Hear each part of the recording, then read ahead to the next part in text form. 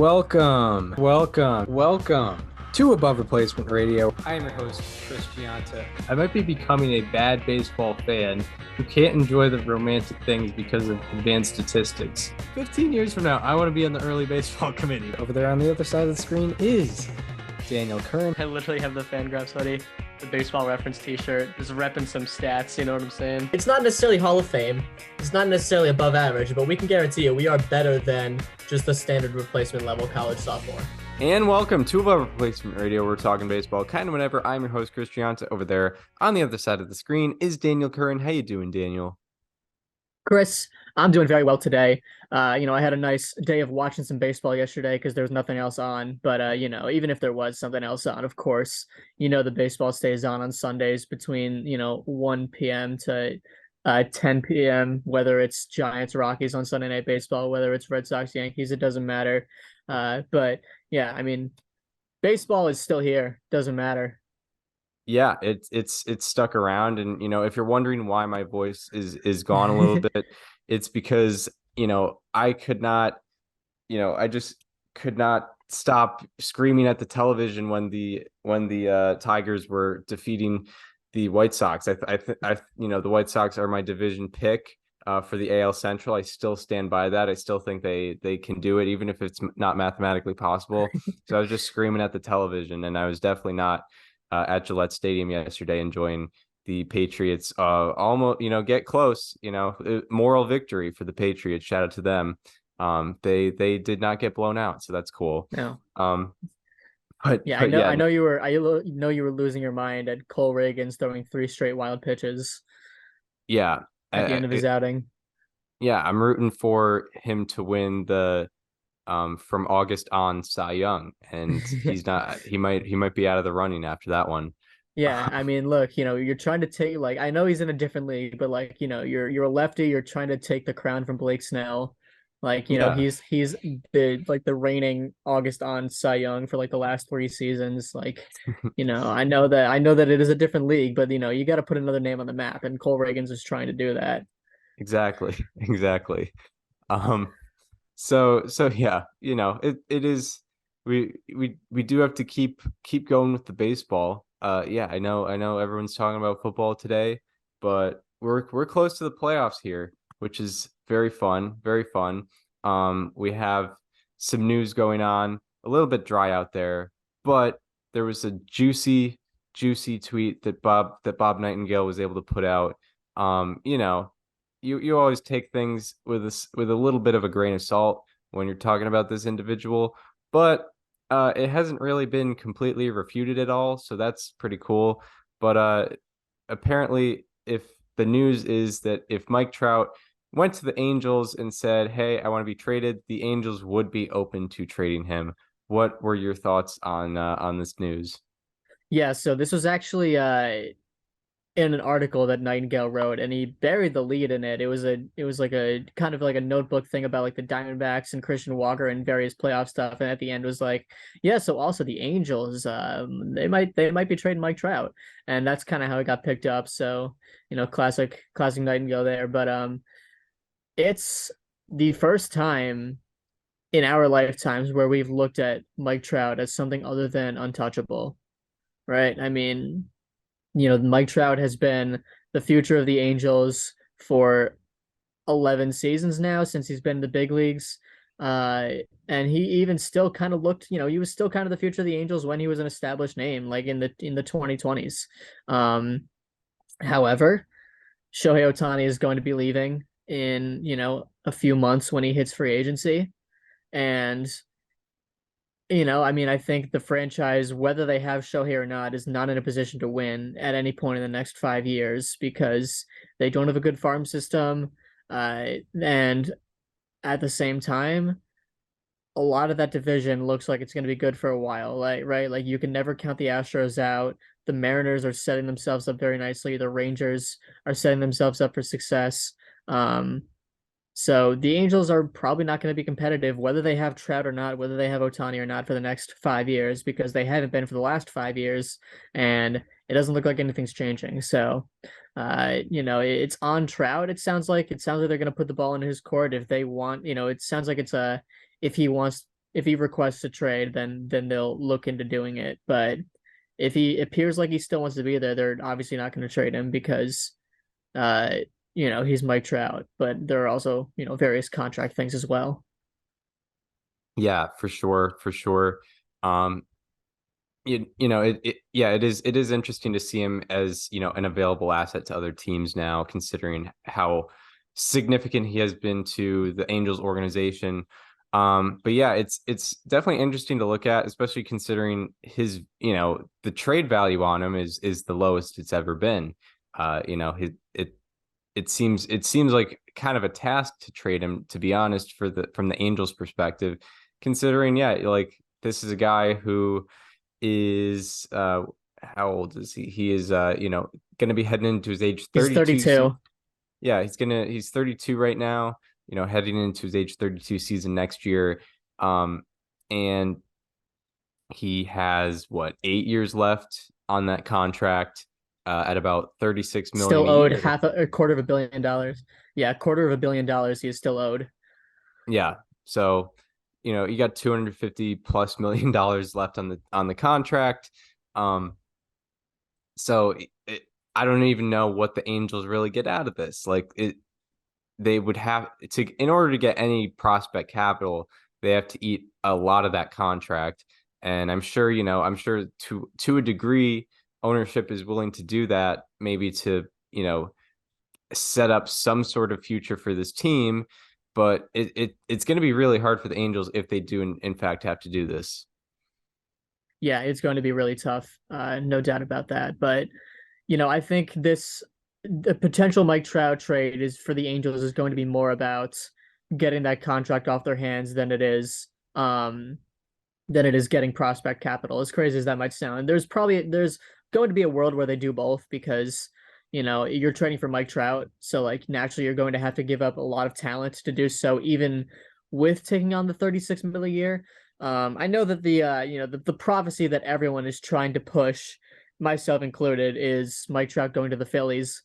He's that's where he grew up in Jersey. He's a big Eagles fan. He'd be in the same outfield as Bryce Harper. He'd be on a team that is in win now mode. And he's on a team that hasn't been shy to spend a lot of money over the last couple of years with giving Trey Turner that contract, with signing Nick Castellanos, with signing Kyle Schwarber. So, it would not surprise me if the Phillies went out and did that. Right. Yeah. It would be something that I think the general baseball prospectus would enjoy seeing. Even if Trout is maybe a little bit past his prime, although that could change. I mean, he's really only had one sort of off season with this season being that year. So he could very well just come back and continue to put up a 170, 180 OPS plus. Once he gets healthy and whatnot. But yeah, even if he's hypothetically past his prime, people want to see him in action on a competitive baseball team in the playoffs, because even him past his prime is still a really, really good player. This year he has a 130 OPS plus. Based on what I'm seeing on StatCast, he's also gotten a little bit unlucky, so maybe that should be like a 140 OPS plus. And he's still providing decent defense. Not the base stealer he was at the beginning of his career, but he's still a good base runner as well.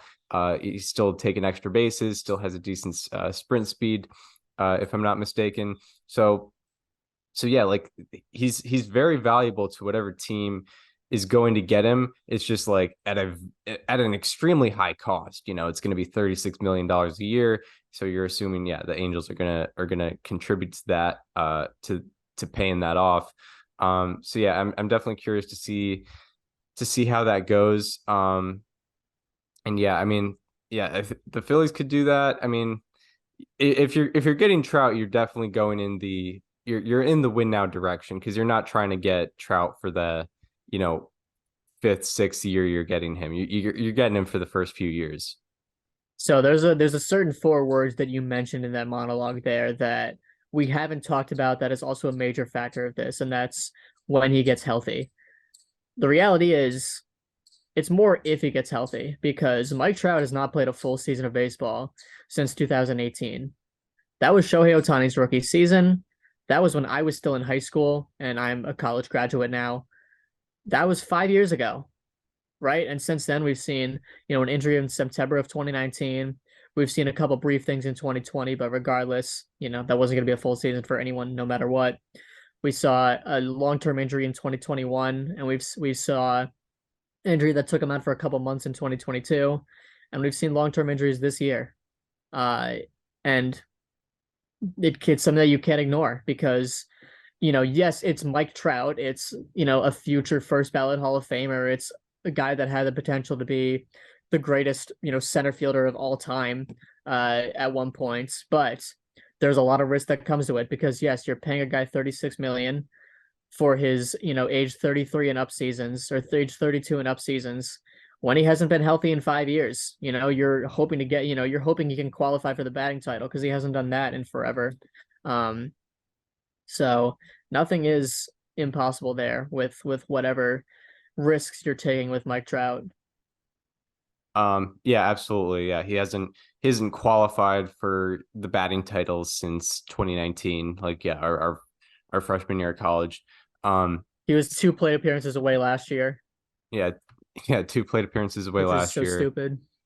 Unfortunate, but yeah, and it's been a lot of like stuff there, stuff that's not really like unlucky. Like, I mean, this year that was a this year's injury was a weird thing, a broken hamate bone. It was on a swing. It was weird. I don't know what the preventative measures of that are, but Mhm. I think in 2021 it was like a calf injury, a muscle related injury. Last year was a muscle related injury. It's not like he's getting hit on the hand and he has it's a broken hand for 6 weeks. It's something to do with how his body is wired or something that he's not doing to stay healthy, unfortunately. So yeah, you're definitely taking a risk, and that's a lot of the reason why the Angels are probably going to have to eat a lot of that contract, because teams are not going to want to invest $36 million a year in a guy who, as you mentioned, has not had a full season since 2018, has not qualified for a batting title in 4 years now. Yeah, I mean, I think this trade, if it happens, is going to be a mix of, contract negotiations and a small haul of prospects. I don't think the Angels are going to get a crazy haul. Maybe they get a top 100 guy, maybe they get a top 5 organizational guy, but I think it's going to be one of those, and then maybe a couple throw-ins. Um, maybe it looks similar to like almost kind of like what the Mets got for Scherzer, which that was a win for them, but it wasn't like a crazy haul of, a large number of pieces that are going to be a part of the future. It's kind of one guy. Right. And, no matter who that one guy is, it's not going to be Mike Trout. It's not going to be the guy that has a, 1,000 OPS for 12 seasons. Right. Exactly. And yeah, I mean, a good example of how this has sort of happened before in a way, although you could argue that the player involved here is less valuable now than the player who was traded before. But the Giancarlo Stanton That's trade, what I was thinking as well. where yeah, the there was like 10 years left on the contract at the time, or around there. It was close to a decade of contract left with, where Stanton was going to be paid about $30 million a year. And yeah, he gets traded to the Yankees, and it's mostly just the Yankees pretty much signing Stanton to like a free agent contract, and also trading a very small haul of players. Like they traded Garrett Cooper in that, who ended up Starling being, Marte. somewhat valuable, and traded Starlin Castro in that, and I don't know, a couple other players. But at the time, there was no Marlins fans, and there was definitely no one in the Marlins front office saying, like, all right, we got Garrett Cooper. Like, this is the guy. He's going to be playing first base for this many years. Like, that was not the expectation that anyone had. It was like, okay, we got this money off our hands. We can be a little more flexible now. And that was what it was. That's all it was. And yeah, for the Marlins, it's worked out great. But yeah, like it'll look more like that. Like I'm not prepared for the takes of when people, quote unquote, laugh at the Angels being like, they only got this, like they they didn't get 5 top 100 organizational Yeah. prospects. It's like, yeah, if Mike Trout was being paid $2 million a year, yeah, they should have gotten more. But you're essentially signing a free agent and letting go Mhm. like 2 of your prospects that aren't that high profile for this. They traded him to the Phillies. They didn't get Andrew Painter Yeah, and Mick Abel. right. Yeah, Yeah, I'm not prepared for that, but it's we'll gonna be have to annoying, but get you know prepared what? for that if and Whatever. when that does happen. Shifting over to like just the Angels perspective, I think if you're the Angels, you kind of hope that he wants out because like Yeah, I don't even think you put it. I know they probably framed it, to the media as, yeah, we'll do it if he wants it. I don't even see the purpose in going to him and letting him decide whether he stays or not right, yeah, because, like I like, don't think there's like a no trade clause on his contract or anything. yeah, I think if you're the Angels, you got to be honest with yourselves. This is rebuild time. Like, you're not going to win with the current core that you have in the next, 2 to 3 years at least. Um, there's no reason to keep Mike Trout here, while he's in his 30s and he still has only played in, 3 career playoff games. Yeah, exactly. And you're not going to succeed while Mike Trout is good. Like, Yes. well, Mike Trout is still good. Hmm. Like And that you're contract is going to keep looking worse and worse for them every year when they try to trade him. exactly. So Like, you know, it's just the wise move. Like they need a full organizational restart. Just from the just a complete tear down of some sort.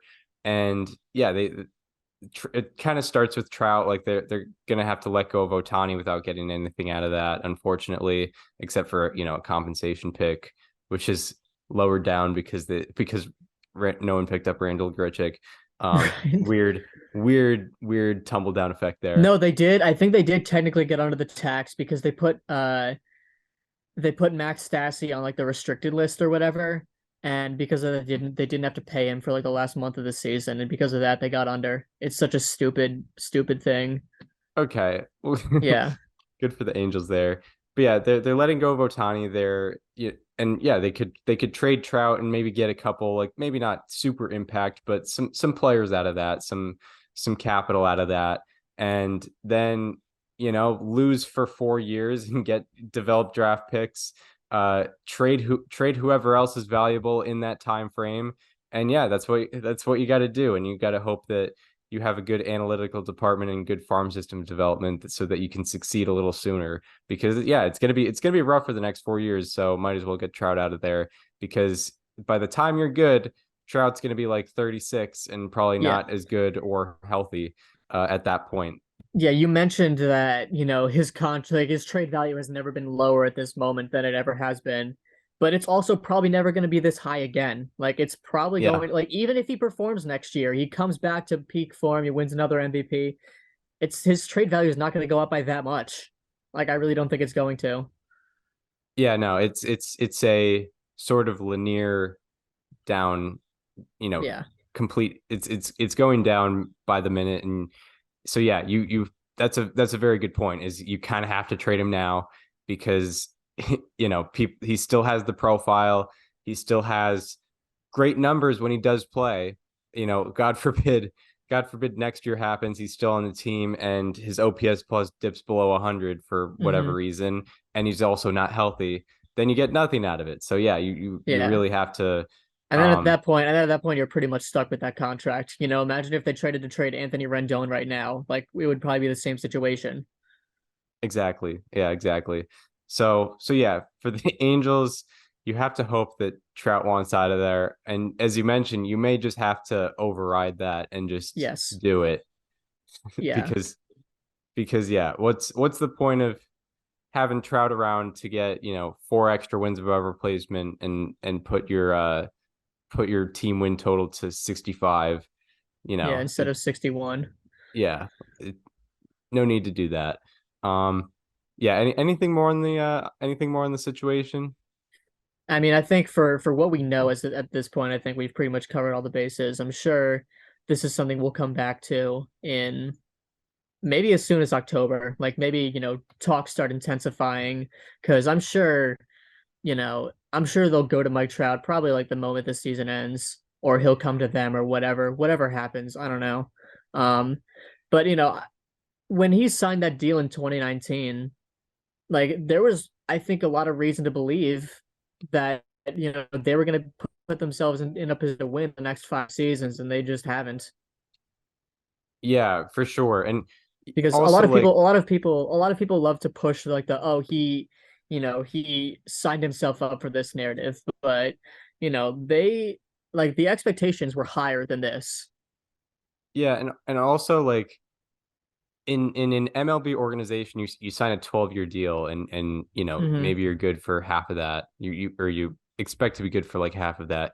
You expect that just naturally an organization is gonna be good in any time in a 6-year window, even if you're not good now. Hmm. Like I'm sure like within by the time 2029 rolls around, like Hmm. who's like a pretty The irrelevant, Rockies. like the Rockies will at least get close to the playoffs one year, or the Hmm. Pirates will get like Especially close especially one when year. in a situation where they had the two best players in the sport. Right. Right. So like you would expect that you'd at least get close just based on the way the MLB works. Like some guys are going to have career years. Like things happen. Hmm. Like just look at the or like the Rangers at the beginning of the year, like how good they were. Like they had guys that were having career years, like Jonah Heim and at Adolis Garcia. Like Yeah. sometimes things just happen in baseball, and just none of the positive things really happened for the Angels. So you can't really blame if you look Trout at there. if you look at their top organizational prospects from 2019, which was the year where Trout signed that deal, Joe Adell was the number 14 prospect in all of baseball uh, on MLB Pipeline. Griffin Canning was top 100. Brandon Marsh was up there. None of those guys worked out with the Angels. If you go back further to 2018, Shohei Ohtani was there, yes, but Kevin Maitan was in their system. They were hoping he was gonna he was gonna be solid. That never really happened. 2020, it's probably similar to 2019, but they had Jordan Adams, who looked like a promising prospect, Jeremiah Jenkins, who they traded for Dominic Leone. Like they haven't really developed a guy in a while. Yeah, exactly. Like you look at like the last, I don't know, or like the the Angels first round picks of the 2010s, like the best guy out of that was like Taylor Ward, I think. It Hmm. was a lot of flops, like consistently flopping. And it's not like they were in the late part of the round every single time. Like, they had some top 15 picks in there. And Joe Adell was one of those guys, and he was very, very high profile when he came up. And just really there was no positive result out of that. And yeah, I mean, it's a thing. It's sort of the same conversation we had about the White Sox, where yeah, there has to be some sort of look inside there. I don't know if it's completely on like someone like Perry Manassian, or if it's on like the farm director, the director of player development. Like there has to be something. Part of it is on ownership because of how like there's that big A article. large chunk of it is on ownership. Arnie Moreno is one of the most hands-on owners in the game. And Yeah, you see where that's got him, right? I mean, I stand by the things I've said about Perry Manassian on this show. I think he's a very good GM. I think he's done everything he can in his tenure to put the Angels in a position to win. I make the joke every offseason where, the Angels play the try not to believe in this team game.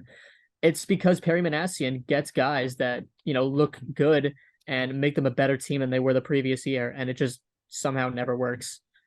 right. Yeah, exactly. And yeah, with ownership specifically, I know there's that big article like 2 years ago when the topic of minor league baseball was hot and like the treatment of players was hot, and it specifically highlighted the Angels farm system and like the fact that their nutrition was like PB&J, uh, like, and they were not built up to be great MLB athletes, unfortunately, and probably because the organization was a bit cheap on that front particularly.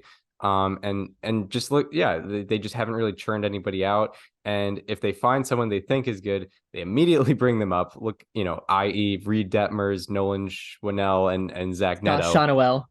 Yeah. Seanwell, yeah, Noah Seanwell, Reed Detmers, and Zach Neto. Like they just brought him up immediately because they probably know how bad, Ben Joyce too. yeah, Ben Joyce. They probably know how bad, the system is, and they're just going to Mhm. have better luck getting better at the major league level than at the double A and triple A levels. So, yeah, they have to take a little bit of a look inside for this potential rebuild. Yeah, that's really all I got on that. Yeah, I mean, I think a lot of organizations have caught on with the idea that if you draft a college player in the first round, it wouldn't hurt them to just send them basically straight to double A or like, within a couple months to double A because I think, the gap between like the low levels of the minor leagues and the Power Five conferences in college is pretty close to being closed. If not, it already has been. But you look at a lot of teams this year. Paul Skeens is already in Double A. Dylan Cruz is already in Double A. Wyatt Langford, Kyle Teal. Nolan Shonwell obviously was there immediately. Like I think a lot of organizations are catching up on the idea that hey, if you draft a stud out of college, early in the draft, they're probably going to wipe the floor with single A pitchers and single A hitters. So like just let them figure out double A quickly and they could be on the major league roster within a year of being drafted. The Angels were kind of first on that trend because they drafted Reed Detmers and I think Reed Detmers might have been out of high school, but he took up around a year to get up there. They drafted Zach Neto, who was a college player, and brought him up the next year. They drafted Ben Joyce out of Tennessee. They drafted Nolan Shonwell out of college. The Angels were first on that trend, but it doesn't really seem like it was for the best reasons. It was because, hey, we know if we keep these guys in our system, they're probably not going to get any better. So let's get them up there now. Yeah, for sure, for sure. And we've seen, yeah, time and time again, just guys not Now, Reed really Demers working was, by the out. way, he was drafted out of Louisville. So yeah, he Yeah, was a college player. yeah, yeah. So we just seen time and time again, uh, Angels, high profile Angels prospects not being able to pan out, going through the system. Biggest example is Joe Adell because he was like for a full year he was like a top 5 prospect, and he came up and was just did not really come through, when I was unfortunately. uh when I was in the Cape League this year, I had a thought where I was at a game, I forget where, but I saw a scout with like an Angels polo on, and I was like, oh, I'm scouting the 2024 team. I see Yeah, right. Yeah. who's going to be playing, who's going to be starting for us in June or not in June, in August. Yep. Let's see, because Yeah, that's yeah. that's how it is with them. It seems to be. So yeah. So yeah, hopefully they trade Mike Trout. Yeah. It would be good for everybody in that situation. Um, all right. Uh, we could briefly talk about some big news that came out yesterday about Jasson Dominguez. This is kind of a bigger story because we've seen him in Major League action and he's done really well so far. And was kind of like a ray of light for the Yankees who have had, an extremely disappointing year this year. But yeah, he is going to be out for 9 to 10 months with UCL surgery as he tore his UCL. Has to get Tommy John. Obviously different for position players than it is for pitchers, and he's an outfielder. So, but his defense is valuable. So they do really want him out on the field. What did you take away from this news? Yeah, so I mean, here's the thing very specifically with the Yankees. Um, if you're a position player and you get Tommy John surgery, you can't throw for a while, but you can hit, after a period of time because Bryce Harper, is the recent example, right? He came back after like 5 months, which was like a record, and he was DHing for a while. There's been plenty of others as well, but I think realistically, I think Dominguez can be back in the Yankees lineup by May-ish, and then back in the outfield in like July, August. The problem is the Yankees have Giancarlo Stanton, and that's their DH. And if they want to have Dominguez in the lineup, they're going to have to throw Stanton in the outfield. And that's going to create, either a situation where Stanton is being paid X amount of money to be on the bench, or they're going to have to throw him in the outfield where he is beyond a negative defensively, especially, on a Yankees team where they've been looking for stability in the outfield besides Aaron Judge for a while. They thought they had it with Harrison Bader for a little bit, and he didn't work out. They thought they had it with Oswaldo Cabrera coming into this year, and he has not worked out throughout this season. He had a big day yesterday with broke up the no-hitter in the 11th inning, but this is going to create a problem specifically with the Yankees for a couple of months. But, either way, it is good that this happened in September. So it'll probably minimize the amount of actual time he'll have to miss on the field. But, it is going to create some talking points next year in May for the Yankees, no doubt. Yeah, for sure. We'll definitely find out a lot about what the Yankees are evaluating in their organization. If they would be willing to, take some plate appearances away from Giancarlo Stanton. Like, it's around that time where that becomes sort of acceptable. Like, he's, you kind of took him on in his contract for the first like 5 years of that deal.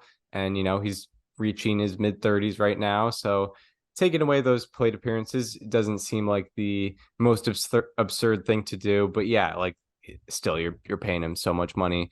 And yeah, it depends what they think of Jasson Dominguez as a pure hitter. Because yeah, his value is not only his hitting, it's his defense and especially his base running. He steals a lot of bases. But yeah, his hitting so far has been amazing. He has a 980 OPS this year. He has a 17% barrel rate this year. It's he's been really impressive, more impressive in that very, very small sample size, albeit, but more impressive than Giancarlo Stanton so far this year. So, we'll see what the Yankees organization really does think of this situation when it comes time. And it will definitely find out depending on how good they are next year. Because I think if they're really good, if they're good and they think they can make the playoffs and they think Dominguez is a superior hitter, then yeah, they would definitely really want him out there. But yeah, I mean, as far as his actual value, yeah, I mean, it'll be great to have him as a full-time player when it comes time in like July or August. So it does suck for that, but yeah, it'll be really interesting, the conversations that they're going to be having behind closed doors. So Giancarlo Stanton from 2024 through 27 is owed $118 million from the Yankees. Hear me out. Yeah. Hear me out. If they really wanted to be bold, and if they really wanted to commit to the future, it'll be a financial burden. What if they released him? Yeah. Yeah. Right? I mean, like he's very, like, over the last couple of years, he's very clearly started showing signs is that he is not, playing like a $32 million a year player. And I think that's kind of direction that we all saw this going when 2019, the first year that he missed a lot of time. But I mean, Giancarlo Stanton has a 95 OPS plus this year. Over the last 2 seasons, very specifically, he's hitting 206 with a 744 OPS. And yeah, he does have 54 home runs, but it takes a lot more than that to be a complete hitter in 2023. Do I think it'll happen? No, because again, they'd have to pay him $118 million up front. And that is a lot of money to do. But, this is clearly, I think this is a franchise that a lot of people agree has to transition what direction they're going in right now and commit to, a new style of play. And, they kind of did that with calling all of the young guys up together, Pereira, Austin Wells, Jasson Dominguez, obviously Peraza starting to maybe give him more playing time. Oswaldo Cabrera is getting in the lineup a little more. Giancarlo Stanton is, over the next 4 years supposed to be a $118 million DH. If Jasson Dominguez is going to have to DH for a couple of months, that's obviously going to mean Stanton is on the bench or he's in the outfield. And it's not a good look for him to be in either place. So maybe the route is they release him. Do I think it'll happen? No. I think it's a really interesting conversation that could theoretically be had. Yeah, no, it's definitely not the craziest conversation to have. Considering, yeah, over the last 2 years, he's basically been an average hitter Hmm. as a guy who doesn't play defense. You want your DH to be at least like 20% above average as an offensive player to compensate for the fact that you're not fielding. And you could probably find that just on the open market. Like, you know, like you don't want an average hitter there. Even like, yeah, someone like Kyle Schwarber has probably been more valuable than Giancarlo Stanton this year. Like he's been on the open market before. Like obviously he's not going to be a free agent soon, but like someone of that nature, someone of that caliber. I don't know exactly what the free agent market looks like, but you could find a Hmm. guy for like, I don't know, $15 million a year who can put up a 115, 120 OPS plus to DH when Dominguez doesn't have to DH. Um, so yeah, like he he he might just not be the most like valuable option to be a DH, or you could rotate through that. When Dominguez is able to go back in the outfield, you could rotate through that, give guys days off, like give Judge a day off from the outfield or Rizzo a day off from first base. Like, yeah, it's not the craziest conversation to have. Is Rizzo a free agent after this year? I No, he's thought he not. No, he's signed. not. He signed a 2-year deal. Yeah, Okay, so he's still there in 2024. I was to say if Anthony Rizzo is a free agent next year, I think he's beyond gone with how they handled his injury this year. But going back to Stanton, I mentioned a 95 OPS plus this year. That's still a 18-point drop from the year before and a 23-point drop from the year prior. So his OPS plus has gone from 136 in 2021 to 95 in 2023. Who says it doesn't continue falling from here? Right? Like, what if next year he's looking at, an 87 OPS plus? Like, it's still going to be hard. It's going to get, there's a very good chance it gets harder and harder to justify having him in the lineup. yeah, exactly. And just having him on the 26 man, like it could be a situation where he's just like a pinch hitter for lefty relievers, which is like, Yeah. is that really worth just having him on the team Yeah. at that point? Like Yeah. you And could the issue, find, the big issue at hand, of course, is that, like I said, starting next year, he's owed $118 million, which if they release him, they'd have to pay him all of that up front or defer the contract, which I don't think they'd defer that, or at least they wouldn't defer a large chunk of it at this point. Maybe they wait another year before doing it. But I mean, I think it's pretty clear that the Giancarlo Stanton Yankees era is going to end at some point with him getting released. It might be 2024, might be 2025, 26. Maybe it's even 2027 if he scratches out a little more value, but I don't think he's going to make it to the last year of that deal at this point. right. Yeah, yeah, it's definitely interesting to look at it. Look at that perspective when thinking about this Dominguez injury. Hmm. Because yeah, I mean that's a conversation they'll definitely have to have. And we'll definitely see where they're at. I mean, I'm sure most, at least like Yankees fans, if they were asked like, who do you want in the lineup? Do you want Dominguez or do you want Stanton? I think everyone's answer immediately would be Dominguez based on what he's been able to Hmm. do the past couple weeks. Even if Dominguez, let's say he comes out the gate and struggles next year, there's still inherent value in the fact that he's 21, a pretty touted prospect adjusting to major league pitching. Right. Because I know that you looked at the 8 games he played this year and he looked very good, a 980 OPS, but his batted ball metrics still prove that still show that there's room for improvement, right? He had a 47% ground ball rate this year. He had a very high home run to fly ball ratio, which is going to go down. He had a -3 degree launch angle against fastballs and a -4 degree launch angle against breaking balls. Like there is still very much, he had a -degree launch angle overall. So there's still room for improvement with Jasson Dominguez. And as much time as he's getting next year, like that's going to only help him even more.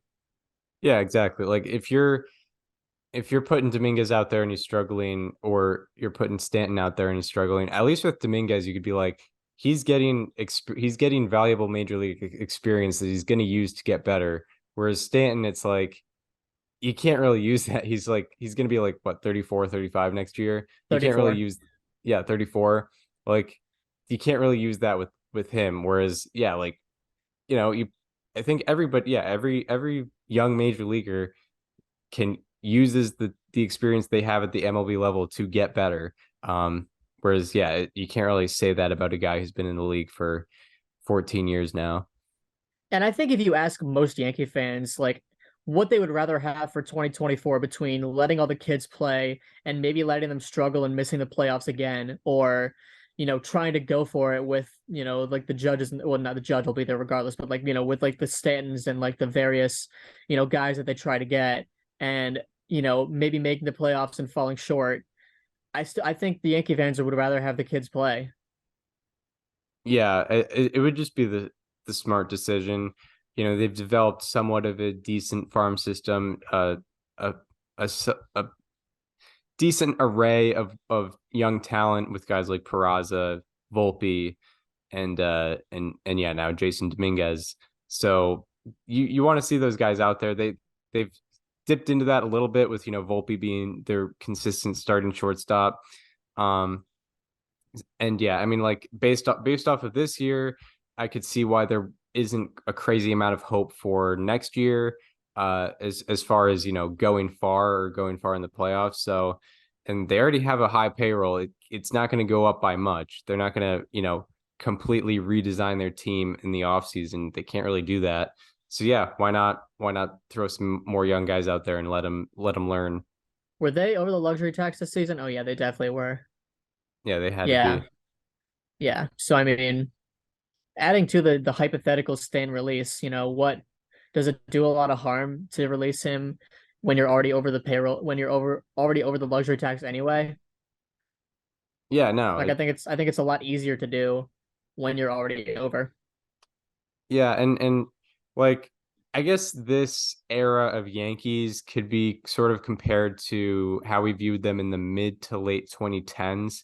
2015 they made the playoffs, Yep. but they get scratched out in the wild card game.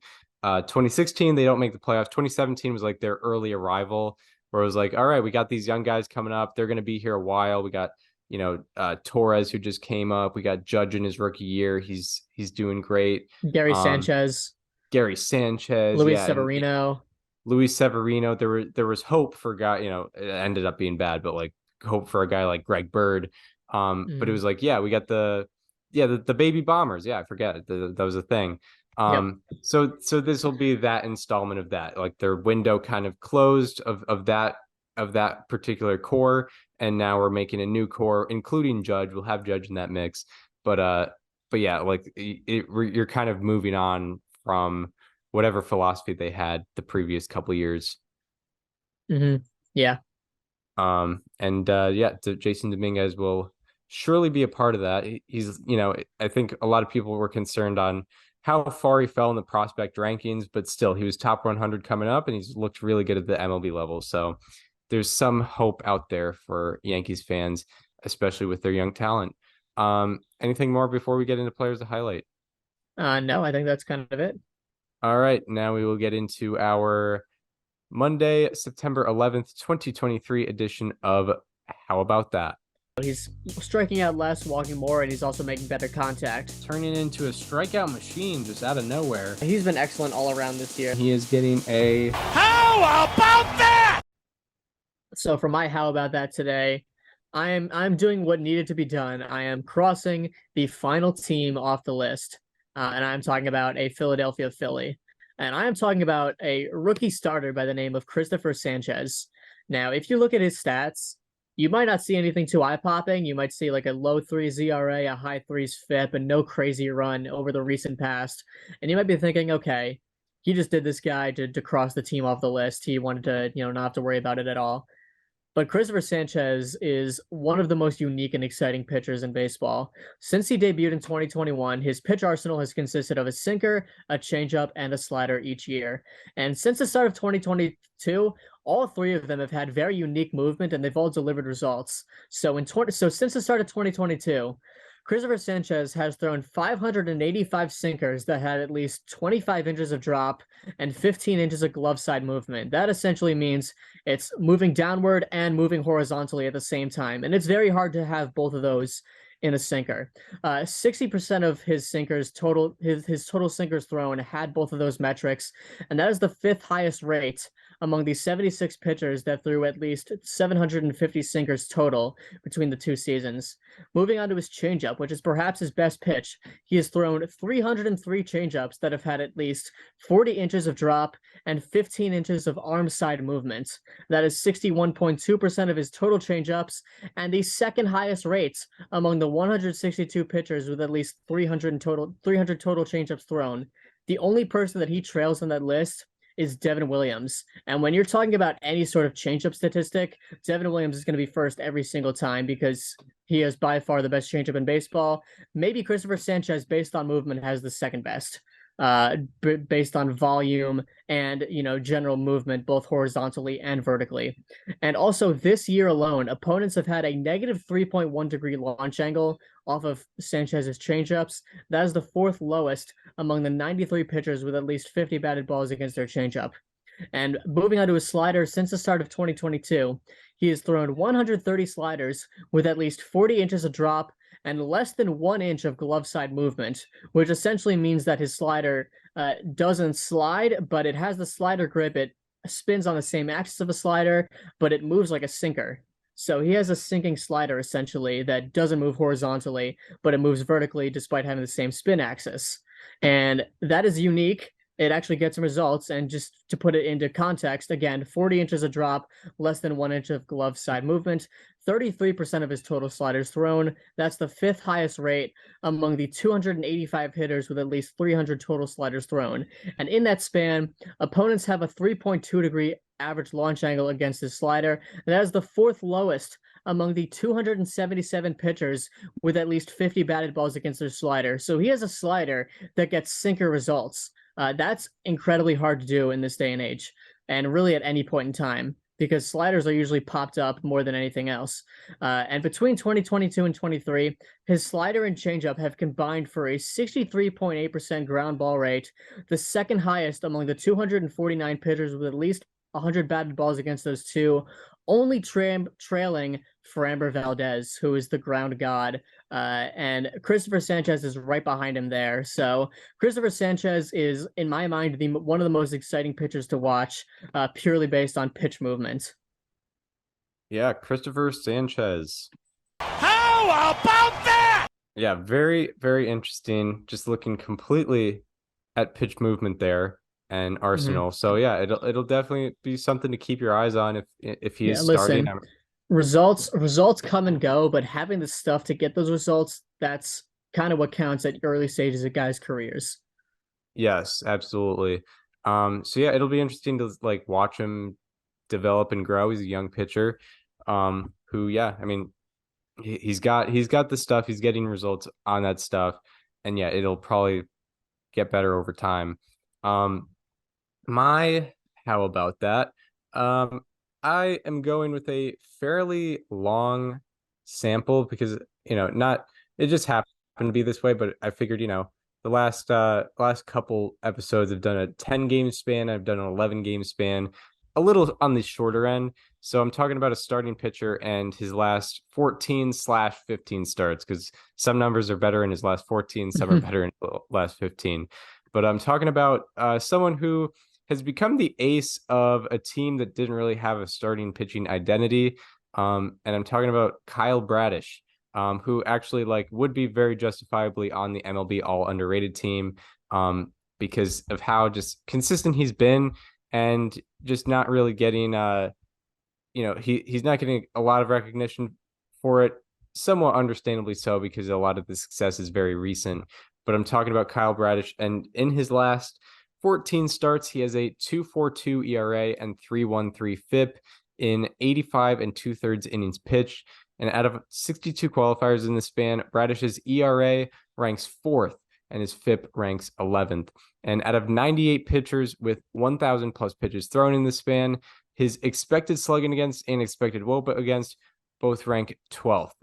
So he's about top 15% in the important expected metrics. Along with that, out of 62 qualifiers in Kyle Bradish's last 15 starts, because his run prevention is better over his last 15 starts, out of 62 qualifiers in that span, Kyle Bradish's ERA is the second lowest in baseball. Basically like half a season in which he has the second best ERA in baseball. In his first 12 starts, Kyle Bradish had a 21% strikeout rate, and in his last 14, he has a 28% strikeout rate. His ground ball rate has also gone from 43% before the span to 53% in this span. Out of 65 pitchers with 200 plus batted balls against them in the span, his ground ball rate ranks 8th, top 10 ground ball getter over the last 3 months. Along with that, his sweet spot rate against has gone from 38% before the span to 31%. And out of 65 pitchers, his sweet spot rate is the 9th lowest. So he's increasing his strikeouts and also decreasing the quality of contact that hitters are having against him. And speaking of that, his barrel rate in this span is only 6%, which is the 13th lowest out of 65, puts him in the top 20% in preventing barrels. So yeah, Kyle Bradish has just been consistently doing it for about 3 months and really he's going to be the game one starter of whatever Orioles series is going to start the playoffs, like very clearly making himself the number one.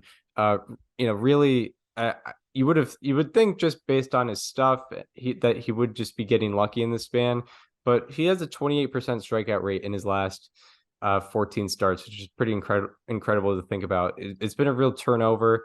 I know I watched him in person in May of 2022, and it just looked horrible. He gave up like 6 runs, but now he's like an ace for the Orioles rotation. So shout out to him.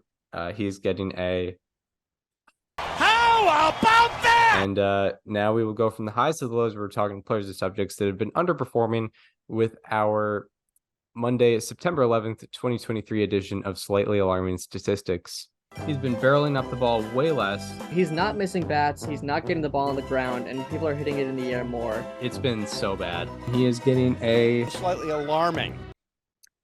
Yeah, so for my slightly alarming, we're gonna look at a guy that's on a team that hasn't had a lot going right for them, but he especially has been kind of struggling lately. I'm looking at Eloy Jimenez from the Chicago White Sox. Since August 12th, he is slashing 227, 310, 333 for a 643 OPS, a 76 weighted runs created plus, and a minus 0.2 FWAR. And in this span, he has a sweet spot rate of just 24.6%. That is the 13th lowest among the 198 hitters with at least 50 batted balls in this span. Also in this span, 45.1% of his batted balls have been either negative 10 degrees or lower, or 50 degrees or higher. Essentially, that means 45% of the time he's either punching it straight into the ground or hitting it straight into the air with absolutely no hope of it being a home run. And that is the 3rd highest rate on that same list of 198. So half of his batted balls have been basically nothing, have been basically a 0% chance of a hit, unless he hits it hard enough on a ground ball. And again, that is the 3rd highest rate out of 198. Before the span, Eloy Jimenez's fly ball rate was 21.4%, and in this span, it is down to 13.1%. And that is the 9th lowest on that same list. And his average exit velocity on fly balls is 89 miles per hour. So that's not going to be a home run. So a large portion of his batted balls have either been, sharp ground balls to the ground, pop-ups, or softly hit fly balls, which is not ideal. From 2019 to 21 also, Jimenez, his sprint speed ranged from the 60 to 70th percentile in the league, which is fine for an outfielder. But in 2022 to 23, it's been in the 16th percentile and the 27th percentile. In April of 2022, Eloy Jimenez suffered 2 separate injuries, one in his hamstring and one in his ankle. The hamstring one was actually while running to first base. And I think it's pretty clear that since then, his sprint speed just hasn't really recovered, because at his age, you don't just naturally lose, you don't lose your speed like that. So whatever injury he has, it's pretty clearly been plaguing him on the bases for the last couple of years. And I think it's very concerning that we're seeing this from him at such an early age. Eloy Jimenez. Slightly alarming. Yeah, very unfortunate, part of the White Sox core, and we've talked about the White Sox a lot. And yeah, you don't want to see him, losing his athleticism in his mid-20s. So yeah, very unfortunate. Yeah, the direction of the ball that he's hitting it in is pretty alarming. Like the low sweet spot rate, the extremely low fly ball rate for such a big power hitter Yeah. is pretty alarming. So hopefully he can fix that for next season. My slightly alarming is a subject, and I think at this point people talked about this subject like a lot when Aaron Judge was out, but now that he's back in, the narrative isn't that huge. But I'm talking about the Yankees offense because they've been like the worst in baseball for the last month, at least just on the surface. Yeah, the Yankees in their last 27 games are hitting 192 with a 650 OPS. And in this span, they have the third lowest slugging and the lowest average on base percentage and OPS in baseball in this span. And along with that, they have a 27.4% strikeout rate, which is the highest in baseball. So they have the lowest average on base percentage, OPS, and the highest strikeout percentage in baseball in the last 27 games since August 12th. So it's been about a month. Along with that, the Yankees' expected batting average ranks second lowest in baseball in the span. And yeah, a lot of it's been partially, their young talent that has not come through. And it's not really on them. They're just getting started in Major League Baseball, but should highlight them a little bit. Everson Pereira, he is the sixth most plate appearances on the team in this span, and he is hitting 150 with a 439 OPS and a 37% strikeout rate. Oswald Peraza, who's a big prospect that came up last year and this year, he has the seventh most plate appearances on the team in this span, and he's hitting 200 with a 492 OPS, 0 home runs and 1 walk. That's 0 home runs and 1 walk and over 60 plate appearances. And along with that, Isaiah Kiner-Falefa has really struggled. In the ninth most plate appearances on the team, he is hitting 196 with a 462 OPS, 28% strikeout rate, 2% walk rate, and also 0 home runs. So a big lack of power from some of their guys. Obviously high strikeout rates with them having the highest strikeout rate in the span. And yeah, part of the reason why they've just completely fell out of the playoff race. So Yankees offense is getting slightly alarming. And yeah, that'll do it for the players and subjects to highlight. And now we will get into a preview of the week ahead as the playoff races continue to heat up. I will be looking at the series to watch. Daniel will be looking at the day-by-day pitching matchups. And as far as series to watch, one to keep your eye on is Twins Rays, who that'll be at Target Field. Both are pretty securely in a playoff spot. The Twins have kind of already won the AL Central. Yeah. They're I think, where are they at? They're 7.5 up. They pretty much have a spot, and the Rays securely have a playoff spot. But it'll be a fun one to watch. Rays are fighting for their own division spot. They're pretty close to the Orioles there. Along with that, we have the Marlins and Brewers, which starts on Tuesday. That'll be at American Family Field. I still think Miller Park all the time, but it's at American Family Field. That is a 3-game set that starts on Tuesday. Brewers are trying to keep a hold of their NL Central spot. Marlins are a half game out in the wild card spot, so this is a big series for them. Going to be tough for them to go on the road and try to beat the Brewers.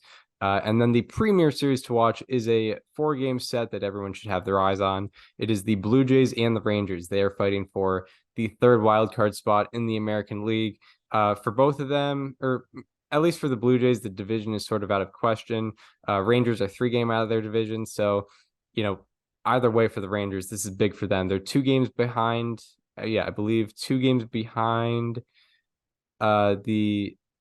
they're 2 games behind the Blue Jays, and now, or a game and a half behind the Blue Jays, and now only a half game back of the Mariners. So both really fighting for a spot in the wild card, and really need this series. So that is one to keep your eye on. It's 4 games, so definitely look out for that. What do you have for the day-by-day pitching matchups? Chris, how could you not mention a 4-game set between the Red Sox and Yankees? I mean, dude, it's the rivalry. It's Babe Ruth. It's the curse of the Bambino. It's Manny Ramirez, David Ortiz, A-Rod, Derek Jeter. It's Pedro versus Don Zimmer. It's Tech versus A-Rod. Like, how could you not mention that series? Yeah, I don't know. I like there's gonna be like at least three fights. I mean, it's heating up. I mean, It would be really funny if there was, by the way. This is I this mean, is maybe the most meaningless Red Sox Yankees series for both teams in our lifetimes. I just know like Brennan Bernardino is so tired of Everson Pereira's BS. He's had enough of all the smack talk going on about the Yeah, rivalry. Like, that went on in Worcester and Scranton. yeah, he's having none of it. He's gonna hit him, get any opportunity he gets. He's beaning him. Yeah, it is extremely funny that this is the most meaningless Red Sox Yankees series, I think, in both of our lifetimes. They're both, comfortably in third and fourth in their divisions. The Red Sox are like maybe kinda, sorta, hypothetically, if all things go right, maybe still in the playoff hunt, but that's Yeah, about it. I actually The because Yankees can decrease their playoff odds from 2% to 0%, so that's what's in it for them. because I was like looking at like I saw like a week ago like, oh, the Red Sox and Yankees are playing, like this is very insignificant. I looked at the last Ticket time prices? Oh, the last time the Red Sox and Yankees both didn't make the playoffs was 2014, and I was like, when was the latest they played in 2014? And it was it was actually the last day. it was the last series. It was But Jeter's. that, yeah, that series had some meaning because it was Jeter's last. Yeah, so yeah, But also, it's yeah. probably the most meaningless, yeah, for sure. But this one has the bonus of they are the two worst teams in the division by a long stretch. That's yes. Yeah, it's not even close. Yeah. Anyway, getting into the pitching matchups today on Monday, the first end of the first leg of the Braves Phillies doubleheader is already kicked off, so I'll skip that one. But Michael Lorenzen will be pitching for the Phillies later today at 6:40 at Citizens Bank Park. You will have Dane Dunning and Chris Bassett facing each other in Rangers Blue Jays at Rogers Center. Obviously, it's a big series kicking off today, as Chris mentioned. Jose Quintana will pitch for the Mets against the Diamondbacks at home. That's a big series for Arizona. Um, Jesus Luzardo and Brandon Woodruff will face each other in Marlins Brewers, another big series that Chris talked about. Mason Miller will be making his return to the Oakland A's today against Framber Valdez and the Astros. That'll be in Houston.